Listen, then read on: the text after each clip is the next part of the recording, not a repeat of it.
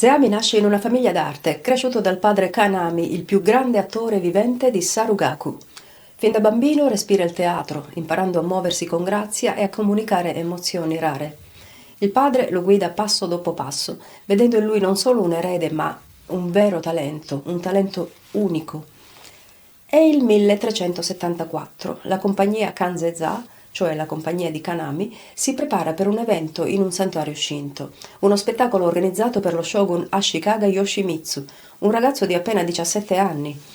Yoshimitsu non è uno shogun qualunque, è giovane, brillante e il suo amore per l'arte è già leggendario. C'è una tensione febbrile tra i membri della compagnia, ma Zeami, appena dodicenne, non ha paura.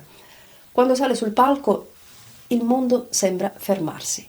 I suoi movimenti sono fluidi come l'acqua, la sua voce risuona con un'intensità che fa venire i brividi. Yoshimitsu è ipnotizzato. Gli occhi del giovane shogun brillano e quando lo spettacolo termina chiede: «Chi è quel ragazzo?»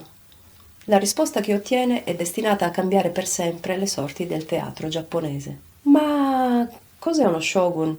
Cos'è il Sarugaku? E soprattutto cosa c'entra tutto questo con il mio scopo, cioè raccontarti la storia del tamburo? Io ci provo, eh?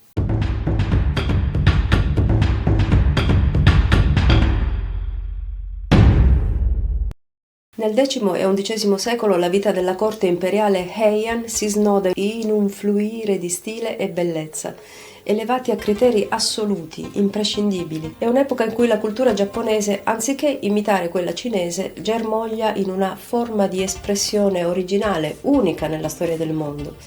Se volete immergervi in quell'epoca, una lettura imprescindibile è Il mondo del principe splendente di Ivan Morris. Dalla lettura di questo libro si esce diversi, cambiati, intrisi di aware, capirete leggendo. Ma la serenità non è destinata a durare. Le famiglie nobili, attraverso una rete di matrimoni combinati, accumulano sempre più potere, confinando l'imperatore in un ruolo marginale. Un sistema feudale si afferma con i daimyo, i proprietari terrieri, che assoldano i samurai, i guerrieri addestrati, per proteggere le loro terre e mantenere l'ordine. La società si trasforma, diventando meno incline alla speculazione intellettuale, alla ricerca della bellezza e più orientata alla forza militare, con lo shogun a capo del governo. Il periodo Kamakura segna la fine della pace. Gli shogun hanno copiato una cosa dal sistema monarchico: non si diventa capo di governo per meriti politici o militari, ma per discendenza. Così abbiamo degli shogun che sono figli di shogun, e se la dinastia cambia è solo in seguito alle vittorie e sconfitte nelle guerre di potere. Ecco perché Ashikaga Yoshimitsu poteva essere shogun a soli 17 anni.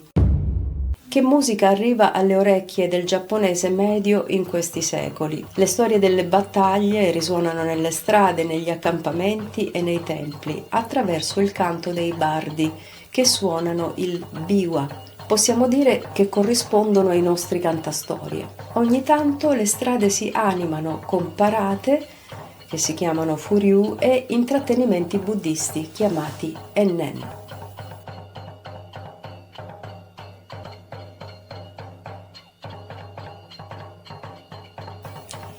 Intanto le danze delle risaie Dengaku di cui abbiamo parlato qui e gli spettacoli circensi Sarugaku di cui abbiamo parlato un po' sempre nello stesso video, diventano sempre più strutturati e nascono compagnie teatrali di entrambi questi generi, Dengaku e Sarugaku. Queste compagnie fondano scuole di danza, musica e recitazione delle rispettive arti.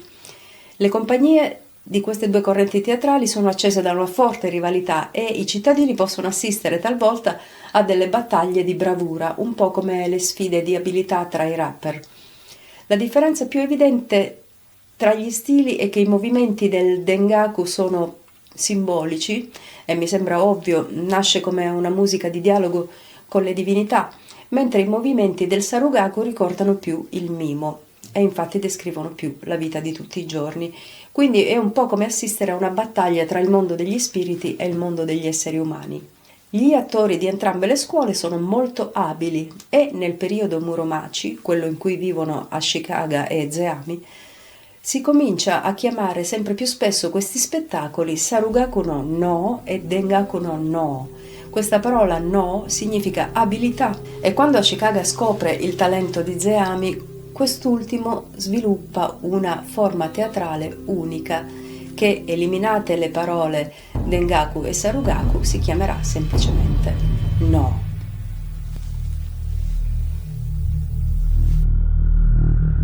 E torniamo a quel giorno in cui per il giovanissimo attore Zeami cambia il destino. Zeami arricchisce le pantomime con canti e danze molto creativi e molto graziosi. Ashikaga, incantato da cotanto talento, decide di accogliere e educare Zeami, nonostante le proteste degli altri cortigiani che inorridivano all'idea di avere degli artisti, cioè persone di umili origini, in giro per il palazzo. Gli studi di Zeami saranno importanti per la storia del teatro in Giappone, lo renderanno consapevole di tutto quello che c'è dietro una performance artistica e lo porteranno a scrivere vari trattati sul teatro no. Documenti per noi preziosi per ritrovare le caratteristiche tecniche ma anche simboliche del tamburo in questo settore.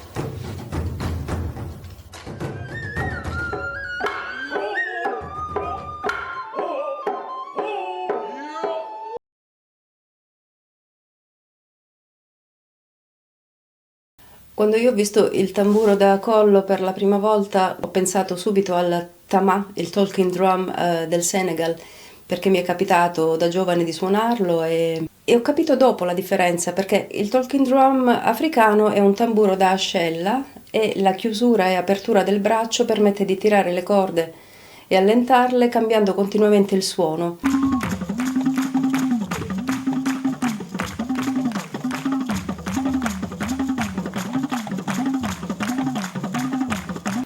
Ecco, ho visto che il tamburo da collo giapponese non ha lo stesso scopo, anzi si basa moltissimo sulla sottigliezza del tocco e riesce ad ottenere 4 tipi diversi di colpo con solamente il battito della mano, senza agire sulle corde.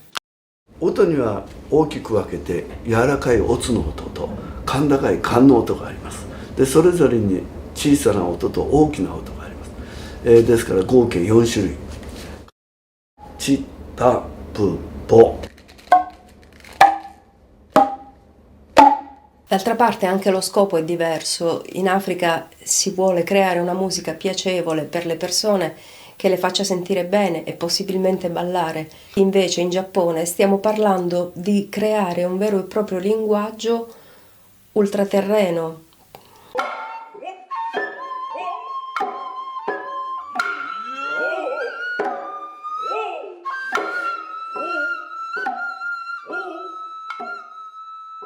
Il tamburo nella tradizione giapponese non è solo uno strumento musicale, come in molte altre culture d'altronde, ma un artefatto sacro capace di connettere il mondo terreno e il regno divino, evocando divinità, spiriti e animali leggendari.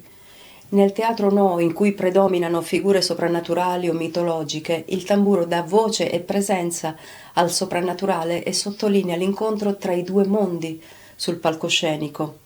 Abbiamo un tamburo a bastone che viene chiamato semplicemente taiko e che corrisponde a quello che oggi chiamiamo shime, un piccolo tamburo a clessidra, kotsuzumi, quindi un tamburo da collo, possiamo definirlo così, e un tamburo più grande da fianco, lo tsuzumi o tsuzumi. Il kotsuzumi deve produrre un certo suono e per ottenerlo i suonatori inumidiscono le pelli del tamburo durante la performance. Come fanno? O soffiano aria calda o più spesso applicano saliva su piccoli pezzi di carta incollati alla pelle posteriore. Questo mantiene le pelli umide fino alla fine della rappresentazione.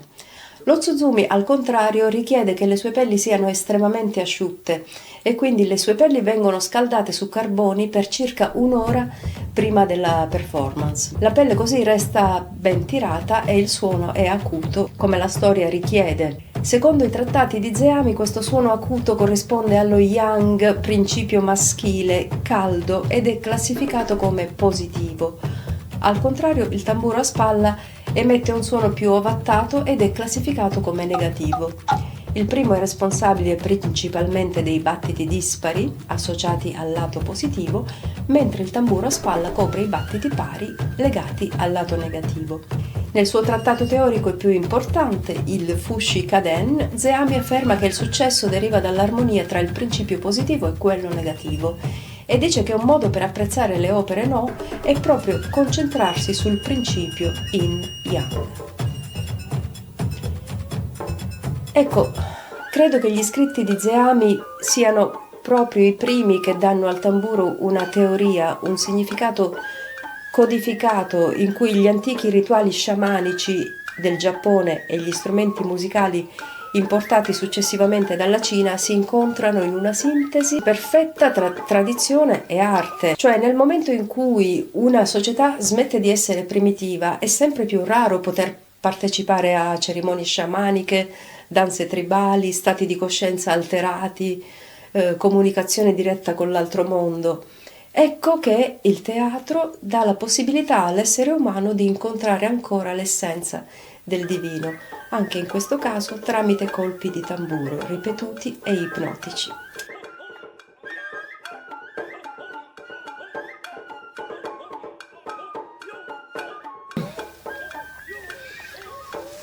Un paio di secoli più tardi, forse anche 3, arriverà un altro tipo di teatro, il kabuki, nei primi anni del XVII secolo. Secondo la tradizione popolare fu fondato da una miko, sacerdotessa dei santuari shintoisti, Izumo no Okuni. Questa donna cominciò a reclutare alcune donne emarginate insegnando loro a cantare, a danzare e a recitare e cominciando a esibirsi sui letti di alcuni fiumi in secca della città di Kyoto nel 1603. Queste esibizioni trattavano temi di vita ordinaria e divennero sempre più popolari, tanto che lo stile cominciò ad essere imitato da molte compagnie teatrali e divenne una delle forme di intrattenimento più diffuse nei quartieri a luci rosse di Tokyo e di Kyoto del tempo. La caratteristica principale di questo primo stadio del teatro kabuki, chiamato onna kabuki, era proprio la presenza di sole donne tra gli attori, anche per le parti maschili, e queste donne erano spesso anche disponibili come prostitute dopo gli spettacoli. Il governo non poteva tollerare una simile immoralità e nel 1629 questo tipo di spettacoli fu proibito dallo shogunato.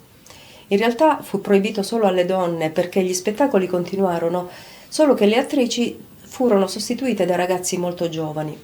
Quando lo shogun si rese conto che così era ancora peggio, decretò che questo teatro doveva essere riservato solo agli attori maschi adulti, che interpretavano qualsiasi ruolo, sia maschile che femminile. In questo periodo il teatro No si è cristallizzato, è diventato un tipo di teatro molto intellettuale, molto spirituale, catartico, quello lo è sempre stato, e ha fondamentalmente un pubblico aristocratico. Il kabuki, che invece parla della vita di tutti i giorni, dei sentimenti e delle emozioni delle persone comuni, si configura come qualcosa di diverso, però dal punto di vista musicale il kabuki riprende l'orchestra Hayashi pari pari dal No, cioè i 3 tamburi, il flauto e i kakegoe, le grida yo che tutti conosciamo. Però abbiamo delle novità interessanti, cioè un tamburo più grande che comincia ad assomigliare a quelli che vedete oggi nei concerti contemporanei e che si chiama odaiko, semplicemente odaiko, cioè grande tamburo. E una cosa che mi piace tantissimo sono dei tipi di bacchette particolari. I nagabachi, che sono lunghi e affusolati, creano gli effetti sonori potenti, mentre gli yukibai imitano il delicato suono della neve che cade.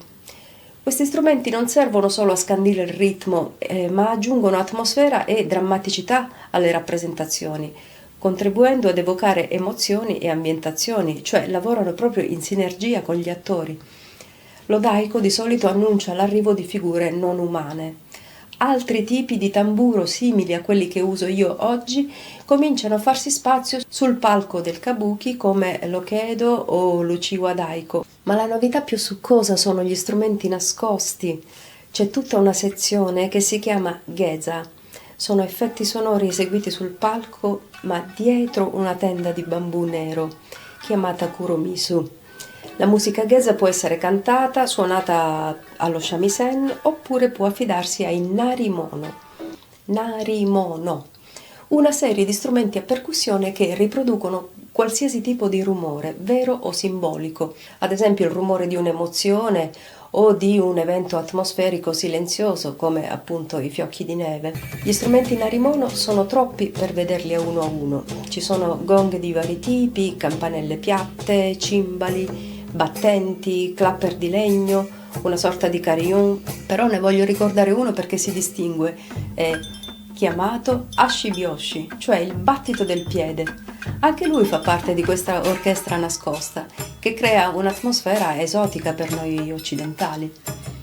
Oggi forse riusciamo a ingannare la sigla che viene sempre prima del tempo. Voglio lasciarvi con un minuto di narimono. Sono dei narimono che mi fanno sentire bene. Fatemi sapere nei commenti che effetto fanno a voi.